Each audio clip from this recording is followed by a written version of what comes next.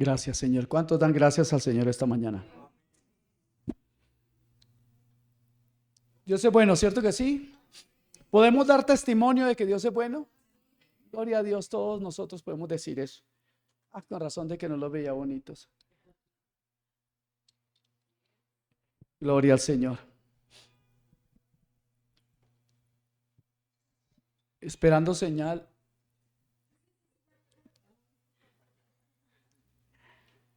Gloria al Señor. Yo quiero pedirles algo. Quiero pedirles que ustedes me acompañen en una oración y le pidamos al Señor, como cantamos hace un momento. Señor, habla. Padre, revélame tu palabra. Amados hermanos, la revelación puede cambiar nuestra vida. Así que abramos nuestro corazón.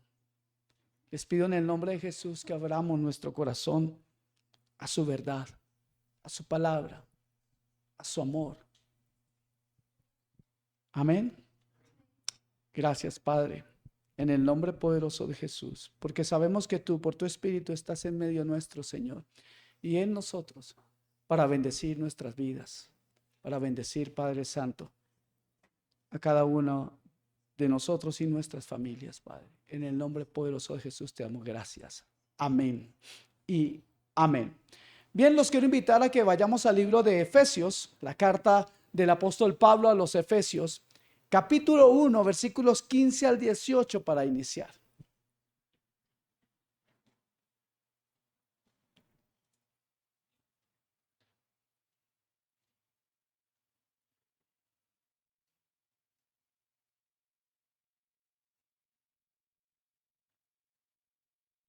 Continuamos con nuestra serie que se llama La necesidad de la revelación. El tema en el día de hoy se llama el porqué de la revelación. Amén. Efesios 1, 15 al 18 dice: por esta causa también yo, ¿quién habla ahí? Pablo. Habiendo oído de vuestra fe en el Señor Jesús y de vuestro amor para con todos los santos, verso 16 dice: no ceso de dar gracias a Dios por vosotros. ¿Qué más dice? Para que el Dios de nuestro Señor Jesucristo, el Padre de gloria, os dé ¿qué? Espíritu de sabiduría y de revelación en el conocimiento de Él. Verso 18. Alumbrando los ojos de vuestro entendimiento, para que sepáis cuál es la esperanza a que Él os ha llamado y cuál es la riqueza de la gloria de su herencia en los santos. En estos versículos vemos al apóstol Pablo comunicándole a los efesios, a los hermanos en la iglesia de Éfeso, dos aspectos de su oración a favor de ellos. El primer aspecto sería acción de gracia. Doy gracias a Dios y luego intercede por algo. Es maravilloso leer esto. No ceso de dar gracias por vosotros. En primer lugar, Pablo da gracias a Dios por los hermanos de Éfeso. El motivo de su agradecimiento es haberse enterado que estos hermanos están firmes en el Señor, porque se manifiestan en ellos las dos virtudes esenciales en la vida cristiana. ¿Y cuáles son?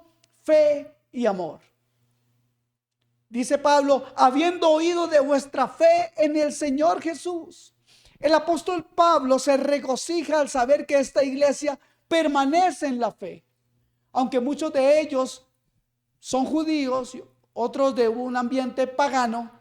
Pero hay algo que ha sucedido, algo maravilloso ha sucedido. Esto ha producido un milagro. Ahora creen en Jesús, que es el Señor, el Mesías, el Salvador del mundo y el Salvador de sus almas. Son de diferentes partes, son de diferentes etnias, podríamos decir. Y esto ha sucedido en ellos. La fe en el Señor Jesús, amados hermanos, es el principio y el fundamento de la nueva vida. La fe en Cristo. Y Pablo sigue diciendo: y de vuestro amor para con todos los santos. Amor.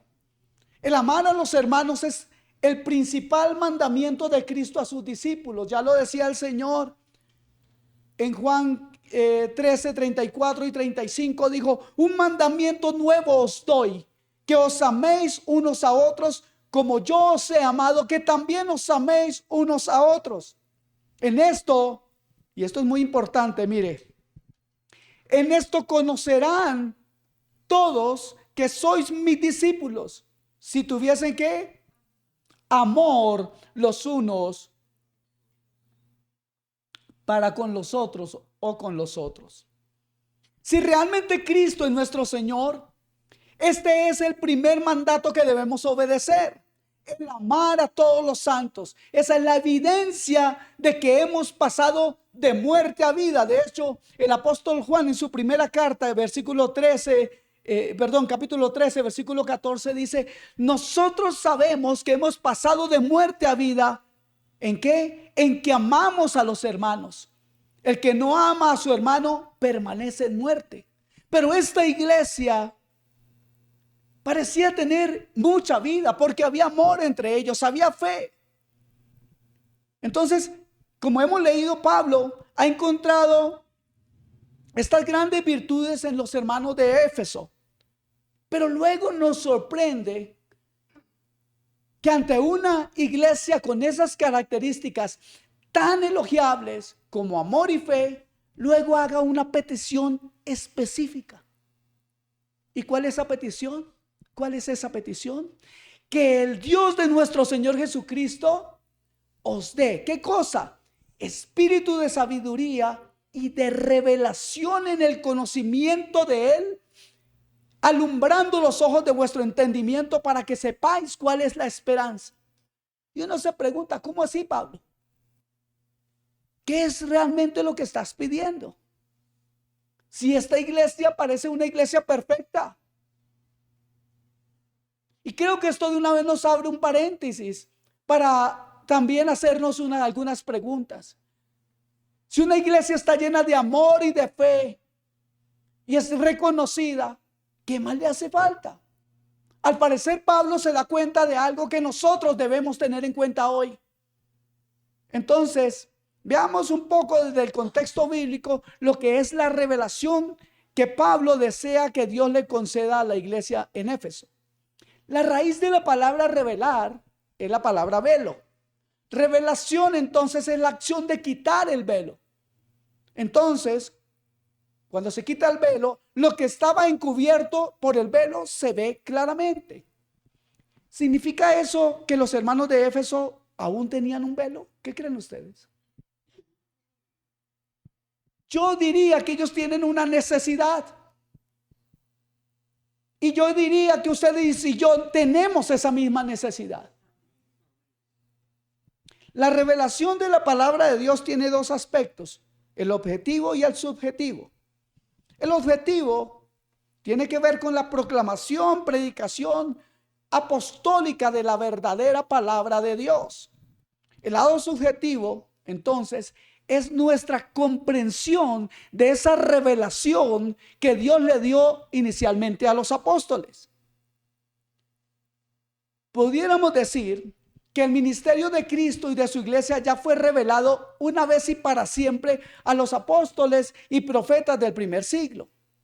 Esa revelación está registrada en el Nuevo Testamento por su palabra y constituye el fundamento inmutable, o sea que no cambia, el fundamento del inmutable de la verdad objetiva de Dios para todos los siglos. O sea, de la base de esa revelación de la palabra de Dios a estos apóstoles que fueron fundamentales, ya queda lista la palabra revelada para todo el tiempo, para ellos y para nosotros, aún después de 2000 años. Ahora,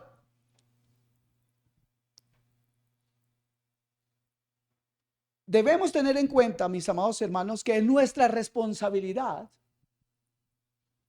frente a esta revelación escrita, leerla, oírla creerla, obedecerla, estudiarla, meditarla y proclamarla con unción y con fidelidad. Pero aunque es indispensable y fundamental, el tener la revelación objetiva o escrita no es suficiente. ¿Cómo, pastor? Bueno, eso es lo que nos dice, nos dice Pablo, y le voy a decir y le voy a mostrar por qué. Porque el Pablo no se limita a enviarles por escrito esa revelación. Él sabe que los destinatarios de su carta, o sea, los hermanos en Éfeso, para alcanzar la comprensión plena y cabal de esa revelación, necesitan la iluminación interior del Espíritu Santo. Por eso Pablo ora pidiendo específicamente que Dios les dé espíritu de sabiduría y de revelación en el conocimiento de Él. La palabra conocimiento que encontramos en el griego, en el original, es la palabra epignosis, que significa conocimiento pleno. No era un conocimiento superficial. Pablo quiere que la iglesia en Éfeso tenga un conocimiento pleno de quién es Dios. Y esto es importante, muy importante. Tan importante que ustedes y yo deberíamos decir amén. Porque ustedes y yo necesitamos un más grande conocimiento de Dios. La palabra no es suficiente. Ustedes y yo podemos leer la palabra. Algunos leen la palabra y se la leen todos los días.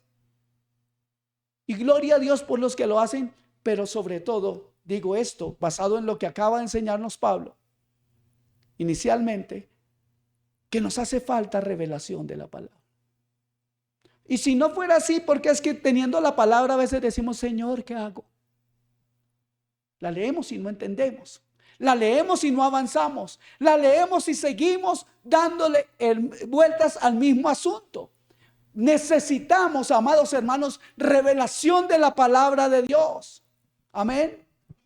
Dice la escritura, dice Pablo, alumbrando los ojos de vuestro entendimiento para que sepáis, permítame quedarme ahí y cortar un poco ese versículo, para que sepáis qué es lo que debemos saber. Esta revelación subjetiva, ese saber, ese conocimiento nuevo, ocurre en nosotros cuando recibimos la palabra de Dios como niños. Cuando la recibimos con fe y mansedumbre, sin mezclarla con nuestros razonamientos humanos, sin pasarlas por el colador, por el tamiz de nuestra lógica, sin condicionar esta palabra a la realidad de las circunstancias que estemos viviendo o experimentando. Ahí es cuando viene revelación. Y no es fácil, podemos decir, sí, amén. Porque cuando nosotros estamos en medio de dificultades, generalmente, mis amados hermanos, lo primero que buscamos es solucionarlo en nuestras propias fuerzas. Qué bueno que algunos dicen amén. Parece que les ha tocado. A mí también, hermanos. Realmente esta revelación ocurre cuando le creemos a Dios. Esa revelación no se produce por un esfuerzo intelectual, sino por la operación del Espíritu Santo de Dios en nuestro interior. Amén. Necesitamos revelación para conocer también la esperanza a que nos ha llamado. Dice el versículo 18 y un poco del 19, lo he partido un poco para ir desgranando. Dice, alumbrando los ojos de vuestro entendimiento para que sepáis cuál es la esperanza a que Él os ha llamado. Y luego dice, ¿y cuál es la riqueza de la gloria de su herencia en los santos? ¿Y cuál la super eminente grandeza de su poder para con nosotros los que creemos? Wow, ahí como que es una carga muy fuerte. Vamos a irla desgranando, amén. Así que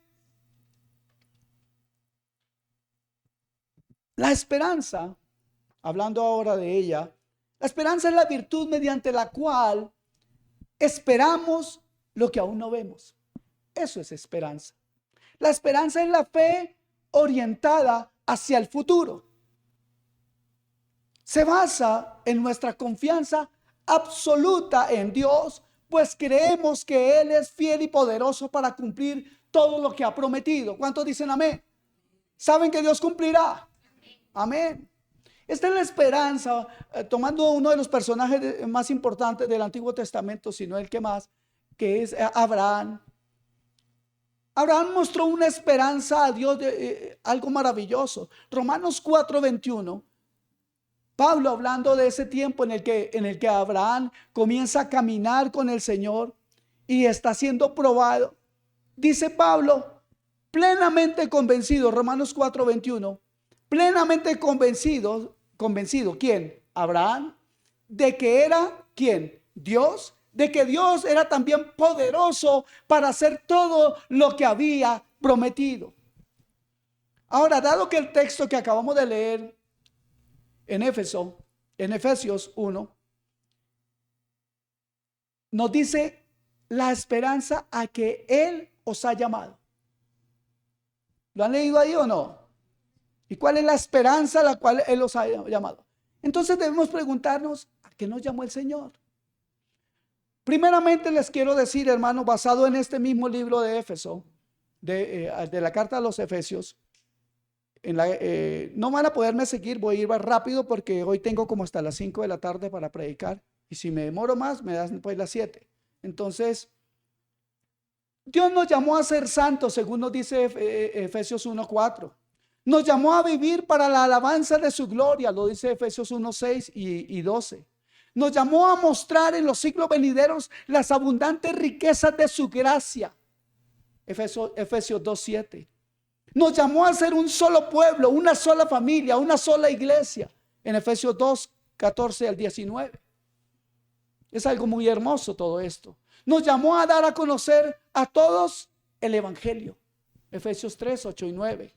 Nos llamó a ser llenos de toda la plenitud de Dios. Por favor, vayamos a Efesios 3, versículos 18 y 19. ¿Qué dice ahí?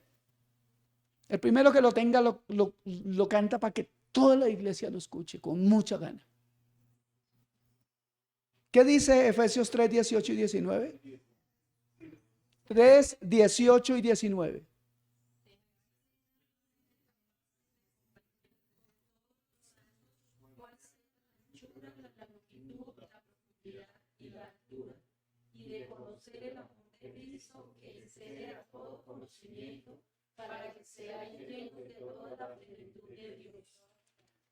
Muy bien, hermanos, a ustedes los felicito. A la hora de terminar vienen y oro por ustedes, les voy a dar una bendición especial porque los otros flojos no quisieron leer. Pero es maravilloso leer esto. ¿A qué nos ha llamado el Señor? A conocer toda la plenitud de Él, la grandeza de Él. Nos llamó a andar como es digno de nuestra vocación, dice también Efesios 4, 1 y 2. Nos llamó a funcionar según los dones ministeriales que Cristo pone en la iglesia. Ustedes saben que el Señor a unos llamó ¿qué? Apóstoles, a otros ¿qué? Se saltaron un poco.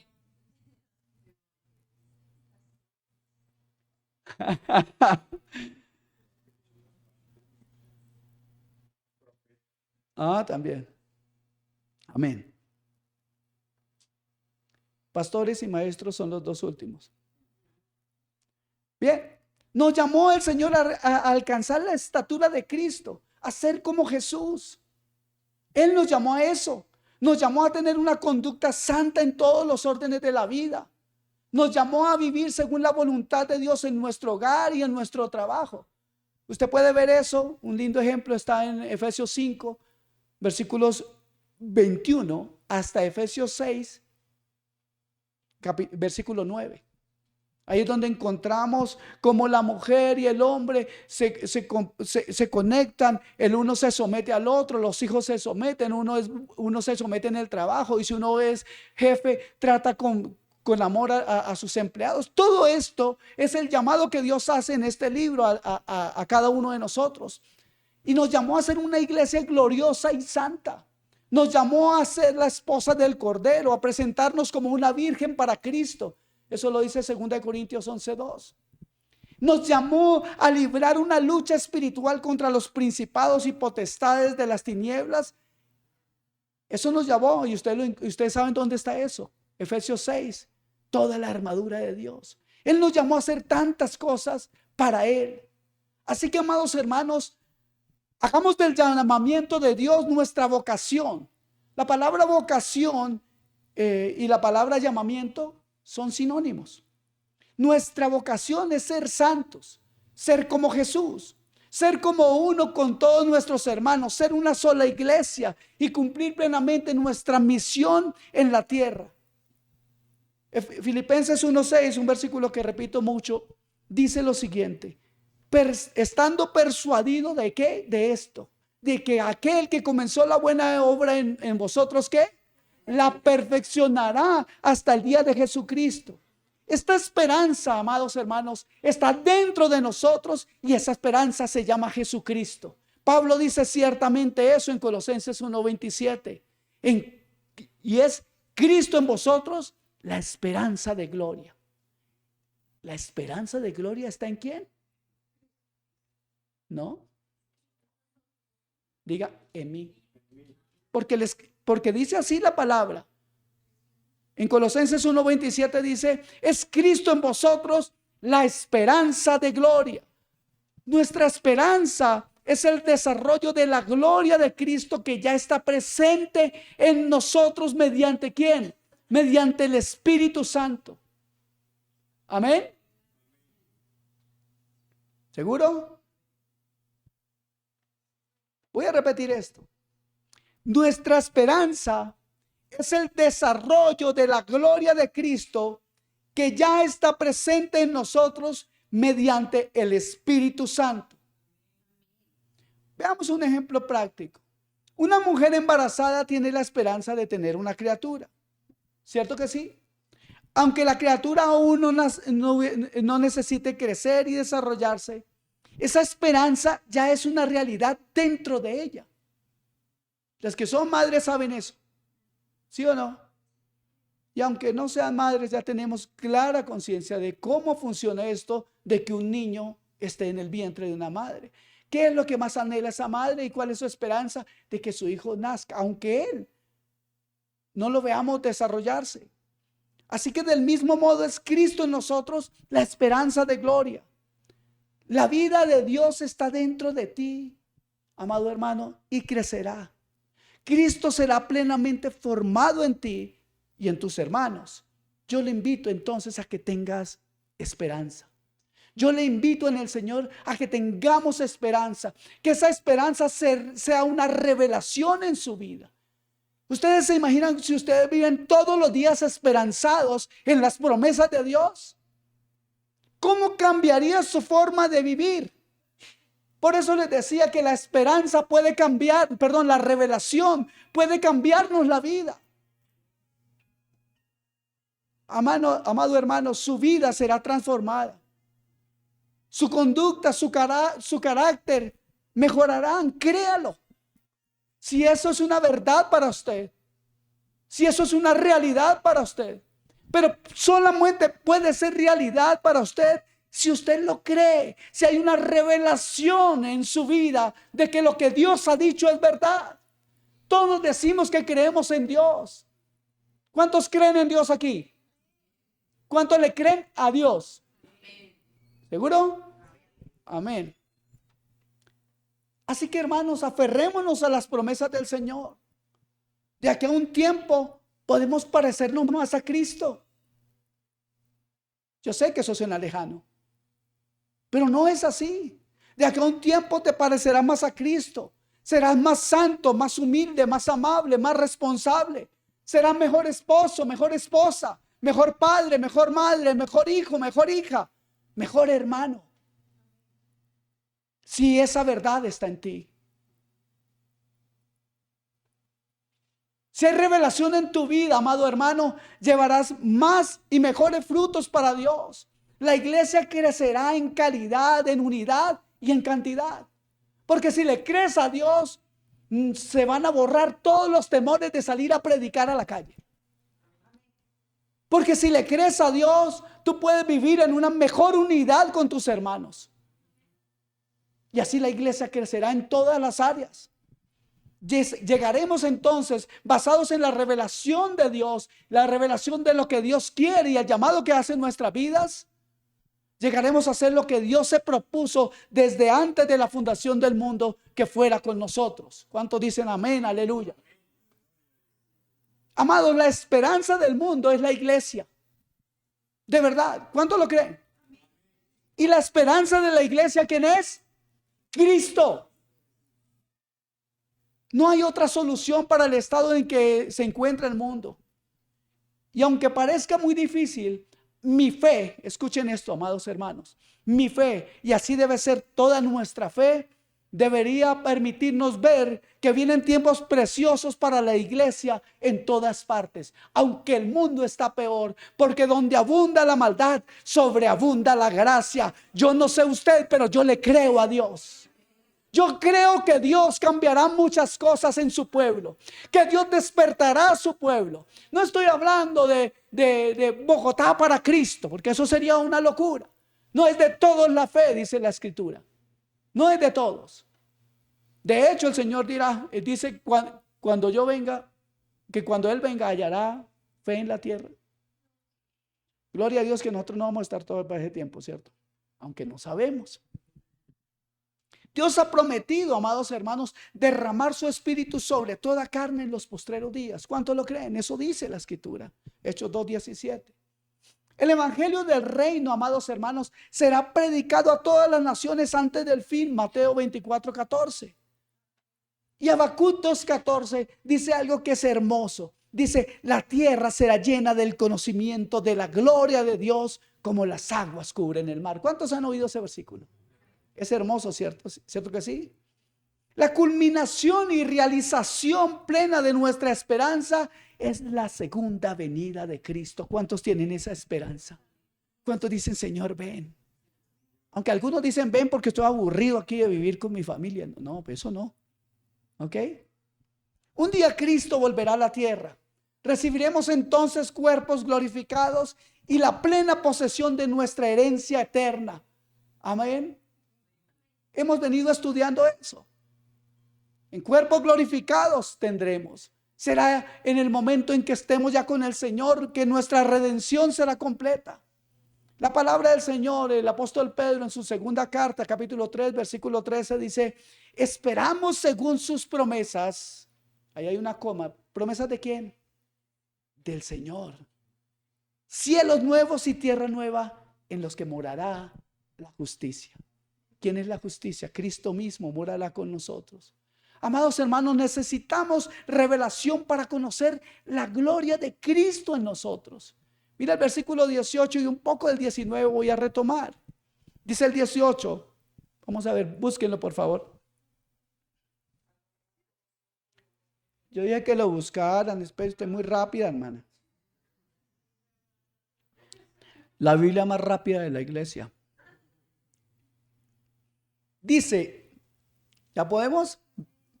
Alumbrando los ojos de vuestro entendimiento. ¿O el entendimiento tiene ojos? Eso dice la palabra. Bueno, esto es una figura literaria que ustedes ya han estudiado conmigo. Alumbrando los ojos de vuestro entendimiento, ¿para qué? Para que sepáis. Aquí es algo muy importante. Esa palabra para ahí es muy importante. Dios dará traerá una luz, una revelación a nuestro entendimiento. Y eso tiene un motivo. ¿Y cuál es? Que nosotros sepamos cuál es la esperanza a la que Él nos ha llamado. Lo hemos leído. Y ahora, ¿y cuál es la riqueza de la gloria de su herencia en los santos? ¿Y cuál es la supereminente grandeza de su poder para con todos los que creemos? Necesitamos, hermanos, revelación para conocer lo que Dios ya nos ha dado en Cristo.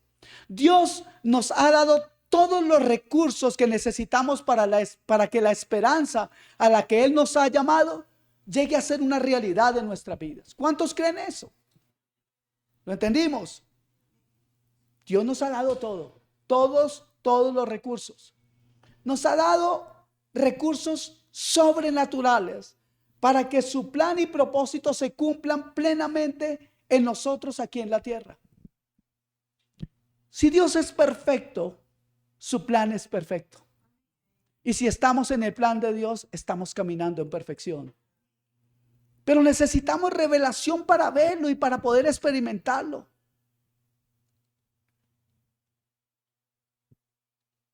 Por eso dice, para que sepáis cuáles son las riquezas de la gloria de su herencia en los santos. Para que sepáis, para que comprendan, para que tengan revelación. En esta frase hay tres cosas que debemos llegar a conocer. La primera, ¿qué es una herencia? Creo que lo sabemos. Pero ¿qué es la gloria? Y luego, ¿dónde están esos recursos? ¿Qué es una herencia? El primer tema. Herencias son todos los bienes que recibe un heredero, ¿sí o no? Lo tenemos claro. ¿Cuántos herederos hay aquí? Todos somos herederos. Cristo, por ser el Hijo de Dios, es el heredero de todo lo que Dios tiene. ¿De acuerdo? Eso dice la Escritura, no lo digo yo. Vayamos por favor a Hebreos 1:2.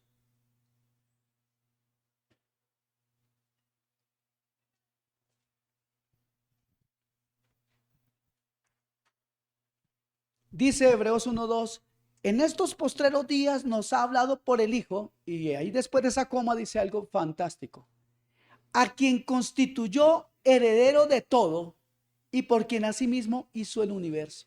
¿Heredero de qué? De todo. El Padre hizo heredero ¿a quién? A Cristo. Ahora nosotros, por haber sido adoptados por Dios como hijos, por medio de Jesús y por pura gracia, somos coherederos de Cristo. ¿Coherederos de qué? De todo aquello que el Padre le ha otorgado. Romanos 8:17 nos dice, y si hijos, también herederos, herederos de Dios y coherederos con Cristo, si es que padecemos juntamente con Él, ¿para qué?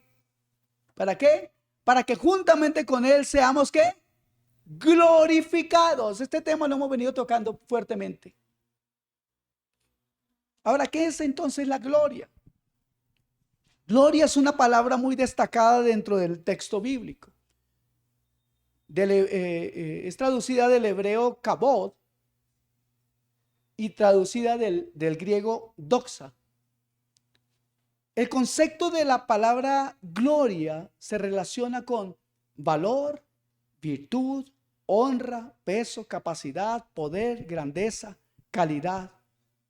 Gloria es la manifestación visible de las virtudes o cualidades invisibles de una persona. Eso es gloria.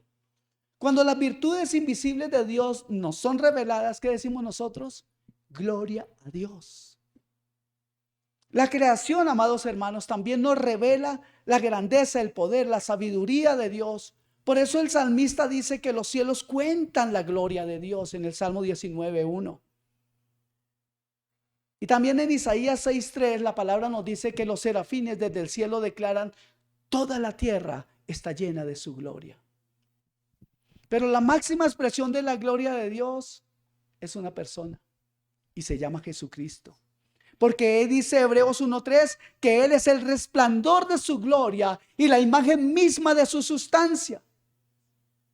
En Juan 1:14 dice, y vimos su gloria. El apóstol Juan dice algo maravilloso. Y vimos su gloria y la imagen misma de su sustancia. Él es el resplandor de su gloria. Hebreos 1:3, perdón. Y vimos su gloria es Juan 1:14, perdón. Y vimos su gloria como la del unigénito del Padre. También el apóstol Pablo declara que en él, en Colosenses 2:9, habita corporalmente toda la plenitud de la deidad. Yo quiero que usted tome esos versículos, ojalá los escriba y los vuelva a leer. En Cristo habita corporalmente toda la plenitud de la deidad. Wow, o sea, todo lo que es Dios habita en Cristo. O sea, toda la gloria, toda la deidad de Dios, Dios, al ser todopoderoso, introdujo todo su poder, su majestad, todo lo que Él es, en un cuerpo de carne y hueso. En Él habita todo. El poder majestuoso de creador que tiene Dios habita en un cuerpo. Todo el amor de Dios habita en un cuerpo, en su Hijo. Toda la divinidad de Dios, todo lo sublime de Dios habita en un cuerpo.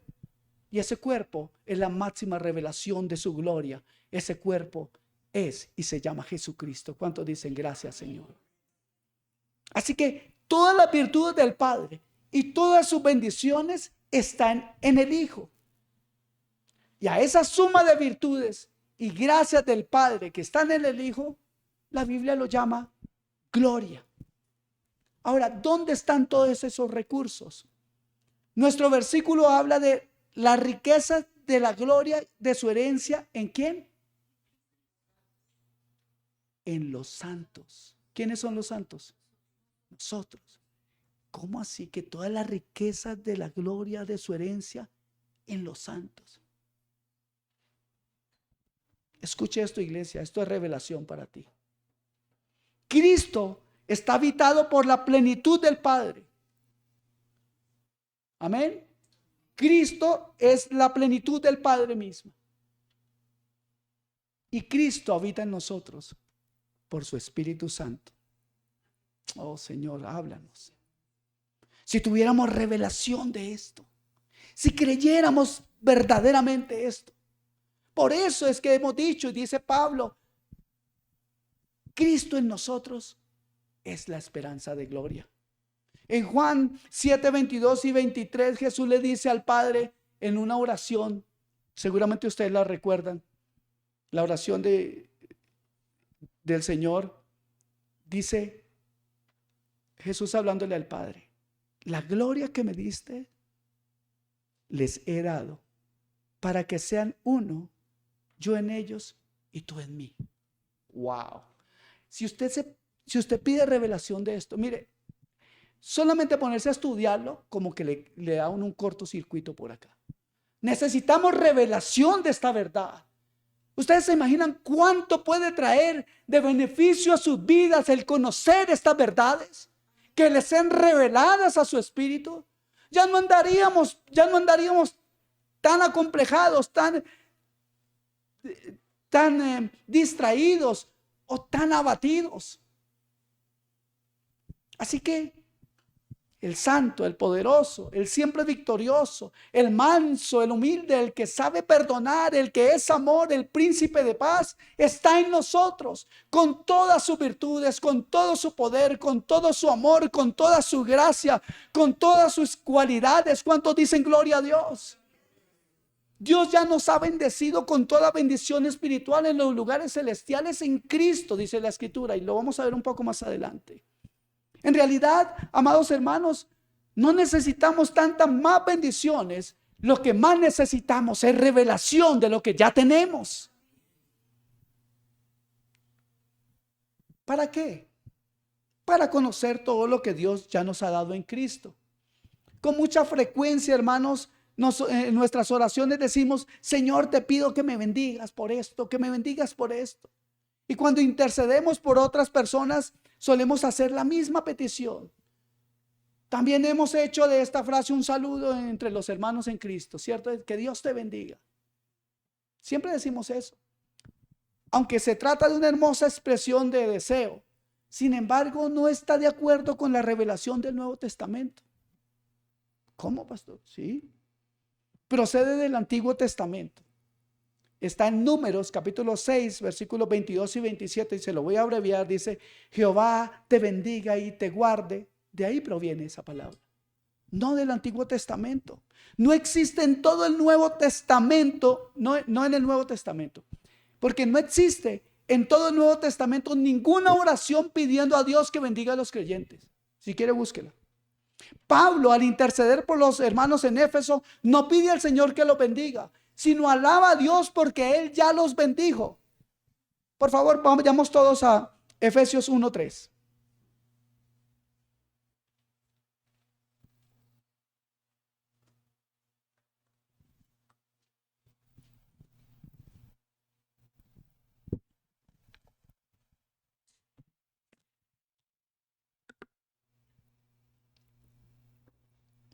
¿Lo podemos poner en la pantalla? Este versículo quiero que se quede muy claro. Pero lo tenemos en nuestra Biblia, ¿cierto que sí? Dice que nos bendijo ¿con qué? ¿Quieren leerlo todos conmigo a la 1, a la 2? Pero todos.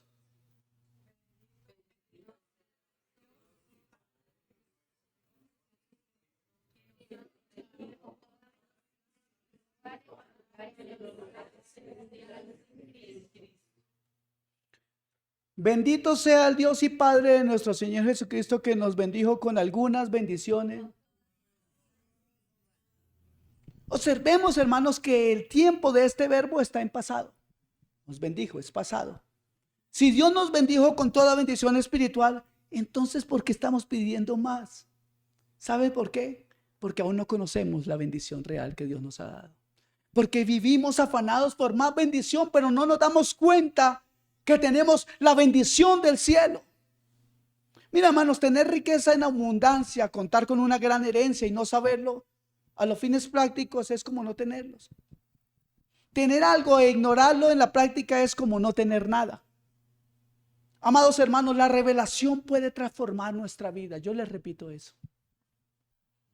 Por eso Pablo, al orar por los efesios, no pide más bendiciones, sino más revelación. Oh, hermanos, que Dios nos ilumine para que conozcamos la gloria que hay en nosotros, para que sepamos lo que hay en nosotros. Yo sé que es difícil a veces entenderlo, porque queremos entenderlo aquí, pero no es necesario que esto baje aquí. Cristo, hablando a sus discípulos del Espíritu Santo, les dijo, miren esto. Vayamos por favor a Juan 16:14. ¿Qué dijo el Señor Jesús a sus discípulos?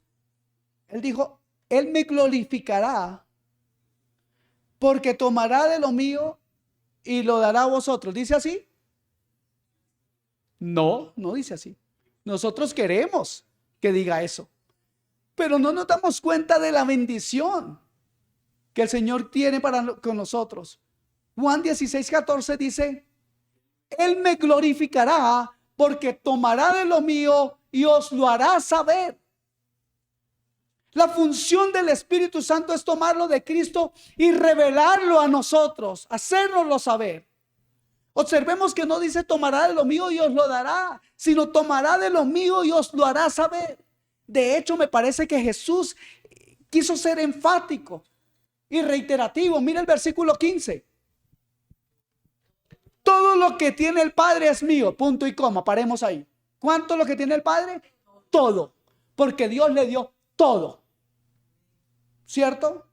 Y luego les explica, por eso dije que tomará de lo mío, ahora refiriéndose ¿a quién? Al Espíritu Santo, y os lo hará saber. Iglesia, recibe revelación de parte de Dios. Dentro de ti están todas las virtudes de Cristo: amor, santidad, humildad, mansedumbre, paciencia, paz, bondad, dominio propio, amabilidad, verdad, sinceridad, justicia, misericordia y muchas otras cosas más. Cree en la revelación de Dios y vive de acuerdo a ella. Amén. ¿Vamos a hacer eso? Ahí ya como que se me quitaron algunos de la lista. Voy a contar una corta historia. Un hombre que era muy pobre recibió una herencia por ser un buen empleado de su jefe, que al morir le dejó una mansión. Él era muy pobre. Y bueno, se fue para la mansión y se puso a mirar y dijo, no, pues me toca traer aquí mi estera, mi catreviejo, poco que tengo. Y claro, eso como que se sentía raro, pero él había escuchado que él era heredero de toda la mansión. Entonces se fue para donde el abogado. Le dijo, oiga, ¿cómo es la cosa? A mí me dieron esta mansión, pero eso está pelado allá. No, nosotros le entregamos todo. Y el abogado se fue con él hasta la mansión. Vaya sorpresa para el heredero, porque pues de pronto el abogado lo llevó a una parte que era una especie de sótano, y ahí habían guardado todas las alfombras, las lámparas, las mesas finas, todo esto. Así que todas esas cosas valiosas las recibió. Pero por no saberlo, no las había podido disfrutar antes. Haciendo una tipología o un paralelo, el hombre pobre somos nosotros. El abogado es el Espíritu Santo. Y el testamento que se leyó es el Nuevo Testamento. Ahí está toda la riqueza. En el Nuevo Testamento está toda esta verdad que necesitamos que se nos revele. Y ese Nuevo Testamento necesitamos leerlo con cuidado y fe, bajo la guía y revelación del Espíritu Santo, para ir conociendo día tras día las riquezas de la gloria de su herencia en nosotros. Ya me acerco al final para que no me miren rayado. Y quiero decirles que, amados hermanos, necesitamos revelación para conocer el poder de Cristo en nosotros. Dice el versículo, la segunda parte del 19, dice: alumbrando los ojos de vuestro entendimiento, para que sepáis cuál es la eminente grandeza de su poder para con nosotros los que creemos, según la operación del poder de su fuerza. Y luego dice el 20: el cual operó en Cristo, resucitándole de los muertos y sentándole a su diestra en lugares celestiales. Ahora, toda esa grandeza, yo creo que ustedes están de acuerdo conmigo que resulta imposible explicarla con palabras. Poder entender cuál es el extraordinario poder de Dios que Él nos ha dado. Para captarlo, les repito, necesitamos revelación. Observemos la cantidad de palabras y objetivos que utiliza Pablo al referirse a ese poder. Y aún así, todas esas palabras que él usa, aún así siente que lo explica de un modo insuficiente, ya que es casi imposible transmitir la magnitud de ese poder por medio de la lengua humana. En la primera frase dice la super eminente. La palabra super es la palabra en griego hiper, y la palabra eminente es la palabra valió con L y B larga. Grandeza es la palabra megatón. Poder es la palabra dinamis. Y en la segunda frase dice, según la operación, o sea, la energía de su poder, según la operación del poder. Y la palabra poder, kratos. Según la operación del poder, la fuerza es la palabra ixus. Y en la tercera frase dice, la cual operó en Cristo resucitándole. Wow. En las dos primeras frases, Pablo usa 7 términos para calificar y explicar el tremendo poder que tenemos dentro de nosotros. Pero no queda satisfecho con semejante explicación. Entonces recurre a un ejemplo y dice, el mismo poder con el que el Padre resucitó a Jesús y lo exaltó por encima de todo y de todos. Ese es el poder que nos ha dado a nosotros. Iglesia, recibe revelación, iglesia. Recibe la verdad del Evangelio. ¿Cómo vivir en victoria si no tenemos revelación? ¿Cómo vivir en victoria si a nosotros cualquier cosa nos aqueja, nos desalienta? ¿Cómo vivir en victoria si no entendemos lo que somos? Cristo no murió solamente para que unas buenas gentes pasaran por ahí y llegaran un día al cielo ahí como de chiripazo. No, amados hermanos, el plan, es proyecto de Dios es perfecto. Amén. Tenemos en nosotros el poder de la resurrección. Tenemos en nosotros el poder de una vida indestructible, el poder que venció al pecado y a la muerte, a los principados y potestades, el poder que crucificó a nuestro viejo hombre. Ese poder está en nosotros. Él crucificó al viejo hombre y ese poder está en nosotros. La victoria está en nosotros si creemos en la palabra de Dios y si esa verdad es revelada a su corazón y al mío. Amén. Sin embargo, para muchos, la vida cristiana es como querer avanzar contra la corriente en una canoa de remitos. Si a esa clase de cristianos usted les pregunta si la vida cristiana es fácil o difícil, nos responden difícil, muy difícil. ¿Cierto que sí? Y en parte tienen razón. Es muy difícil perdonar a los que nos ofenden, amar a los que nos tratan mal, vencer las tentaciones, estar siempre gozosos. Eso es difícil. Y sobre todo es difícil cuando queremos hacer todo esto en nuestras propias fuerzas. A otros la vida cristiana les resulta como navegar en un velero, siempre dependiendo de factores externos. Si hay viento para aquí, entonces voy para allá. Si no hay viento, me quedo estancado. A veces los vientos pueden ser favorables y otras veces no. Entonces como que están en un vaivén. Y estos cuando están en una reunión o en un culto en los que se percibe la visitación del Espíritu Santo y sopla ese viento del Espíritu, entonces parece que todo les va bien. Pero según la luz que arroja la palabra de Dios, hermanos, la vida cristiana no se parece a un bote a remos ni a un velero.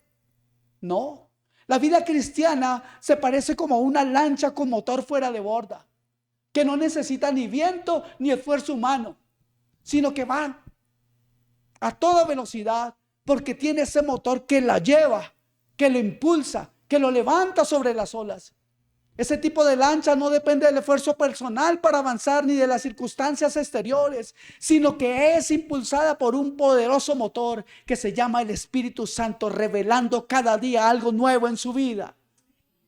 Una fuerza interior que le lleva contra viento y marea. Esa es la verdadera figura de la vida cristiana. Dios nos proveyó todo el poder que necesitamos para andar en victoria cada día. Amén.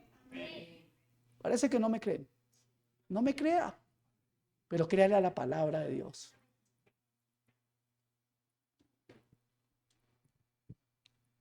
Esta vida nos da victoria cada día y bajo cualquier circunstancia, por más adversa que ésta pueda ser o llegar a ser.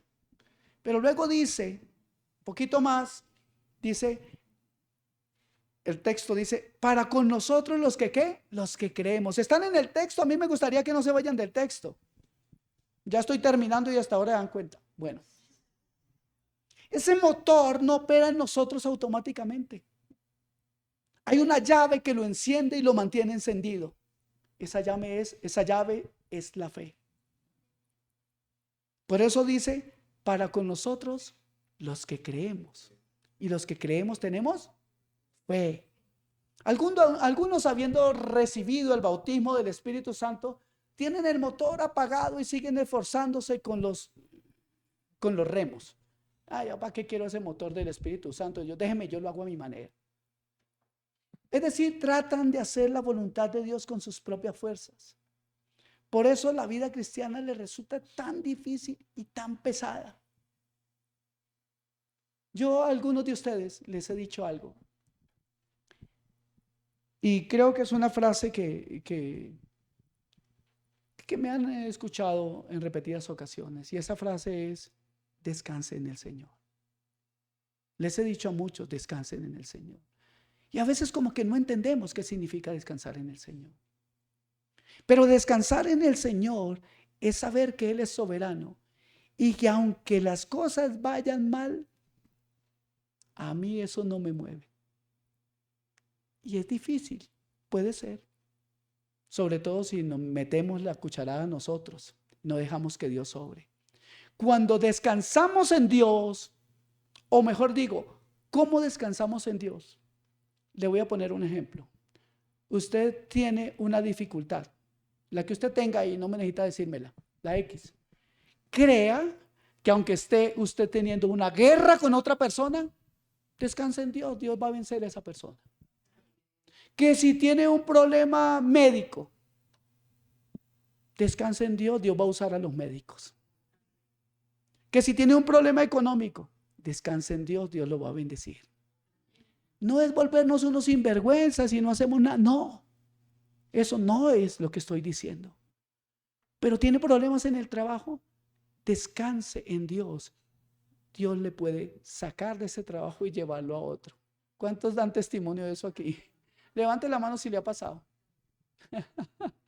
Dios los ha sacado de un sitio y los lleva a otro. ¿Por qué? Porque no están dependiendo de su esfuerzo, de su capacidad, de su intelecto, ni están dependiendo de ningún ser humano. Dependen de Dios y Dios hace las cosas mejor que cualquiera de nosotros.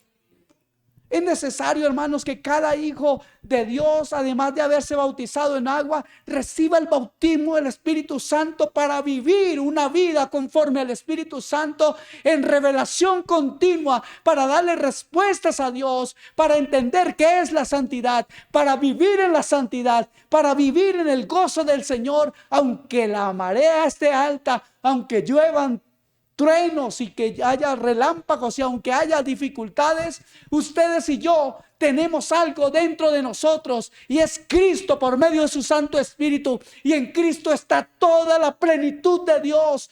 ¿Cómo vivir nosotros en derrota si tenemos tan grande, tan grandísima, tan majestuosa bendición?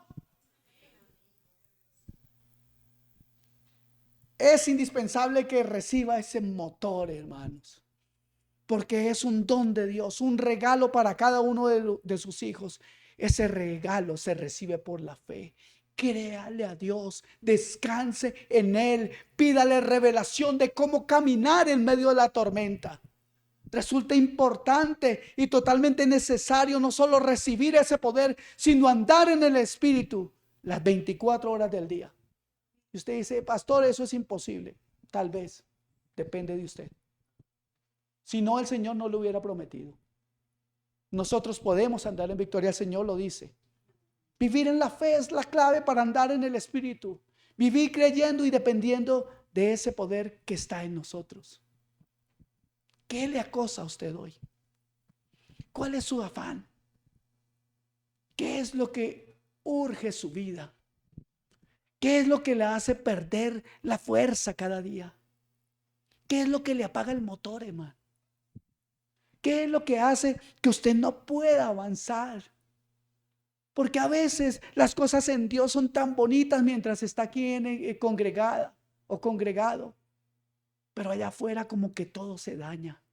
Y usted dice, tan bonito que estuvo el culto. No sé de qué habló el pastor, estuvo bonito igual, pero se sintió lindo. Estuvo tan bonito. Hubo palabras que llegaron a mi corazón. Y ahora vea, me encuentro con mi suegra.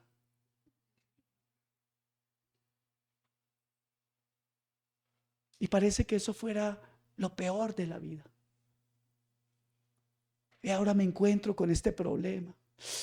El vecino me mira mal. Yo tengo un vecino que mantiene fumando marihuana. ¿Y qué voy a hacer? Tengo ganas de tirarle piedra, pero no le voy a tirar. Primero porque mi esposa no me deja. ¿Pero eso acaso va a acabar con mi paz? Claro que molesta, pero debo pensar en ese momento. ¿Quién está por encima de todas las circunstancias? ¿Quién es soberano en su vida? No les escucho. ¿Quién es soberano en su vida? No me griten. Si Él es soberano, mi amado, mi amada, ¿por qué nosotros no dependemos del Rey? ¿Por qué? ¿Qué hace que te vuelvas a las cosas pesadas, a las cosas que traen amargura? ¿Por qué no perdonar? ¿Por qué ir en contra de lo que la palabra de Dios dice y está dentro de mí? Si Cristo está en mí, Él es el que pudo perdonar todas las cosas. ¿Por qué no perdona? Si yo no sé por qué Dios me está llevando a esto. Pero es necesario, amado hermano, que reciba esta revelación. Aunque usted lo ha entendido aquí intelectualmente, usted debe experimentar el perdonar para que luego disfrute de la paz, el gozo, la felicidad que trae un corazón libre. Si usted no puede perdonar es porque Cristo no le ha salvado. Porque Cristo no le ha libertado. Porque la palabra del Señor dice que si el Hijo os libertare, seréis verdaderamente libres. Es la palabra vivida. El evangelio no es algo del domingo, 2 horas aquí metidos, hermanos amados. El evangelio es algo que se vive en cada momento. Y yo sé que es difícil, sí, cuando lo hacemos en nuestras fuerzas. Pero ¿cuántos de ustedes aquí pueden decir, me he rendido en esta área de mi vida y mi Señor me ha respondido? Ninguno puede culpar a Dios de mentira. Lo que Él ha prometido, Él lo cumple. Nadie puede levantarse y decir que Dios incumple su palabra. Nadie puede llamar mentiroso a mi Señor. Nadie puede levantarse y decir que Él le ha engañado. Nadie puede hacer eso, porque nuestro Dios es santo, es verdadero, Él es genuino. Y usted y yo sí tenemos mucho de lo que acabo de nombrar. Ustedes y yo sí mentimos, ustedes y yo sí engañamos. Pero si Él nos ayuda y Él nos da fuerza, podremos vencer todas estas cosas y muchas más. Porque en este mundo tendremos aflicción. Pero confiad en mí, dijo el Señor, yo he vencido al mundo. Padre, quiero darte gracias por tu palabra preciosa, por tu amor, tu misericordia, mi Rey. Señor, revélanos tu verdad. Yo quiero que hoy, Señor, toque nuestra vida de tal manera, Señor, que no seamos igual que antes. Háblanos con poder y virtud, Señor. Derrama sobre nosotros, mi Señor. Derrama sobre nosotros, Señor, revelación. Oh Padre, sin revelación somos como ciegos, Padre Santo, dando tumbos por las calles. Oh bendito Dios, bendito Rey. Sin revelación es como que a un sordo se le gritaran cosas, o a un ciego se le engañara, Señor, jugando a los colores. Así somos, Señor, cuando no tenemos revelación. Cuando no tenemos revelación, Señor, somos peor que niños traviesos, Señor. Somos tan necios. Se pierde tanto, Señor, tanto tiempo sin la revelación en nuestras vidas. Hay tanta necesidad, Padre. Yo te pido que toques el corazón de cada uno de mis hermanos y les reveles, Señor, cómo tener la victoria sobre todo aquello que se levanta contra el conocimiento tuyo, mi Señor. Yo te pido que tu palabra, Señor, haya cabida en los corazones, mi Rey, y que te levantes, Dios, como la luz del alba, Señor, en nuestras vidas. Que te levantes, oh mi Dios, como majestuoso árbol plantado, Señor. Oh mi Dios, que da su fruto en todo tiempo, Señor. Está siempre verde, Dios, porque sus hojas nunca caen. Siempre frondoso, Padre, porque está alimentado, Señor, por corrientes de agua, Señor. Revela, Señor, en nosotros cómo calmar nuestra sed, Señor. Muchos lo sabemos mentalmente. Cómo calmar nuestra hambre, Señor. Mitigar el hambre de justicia. Cómo, bendito Dios, triunfar. Triunfar, Señor. Para ti. Predicando este evangelio, Señor. Invitando almas, bendito Rey Dios, a que te conozcan. Te alabo y te bendigo, mi Señor. Oh, Señor, tócame. Señor, háblame.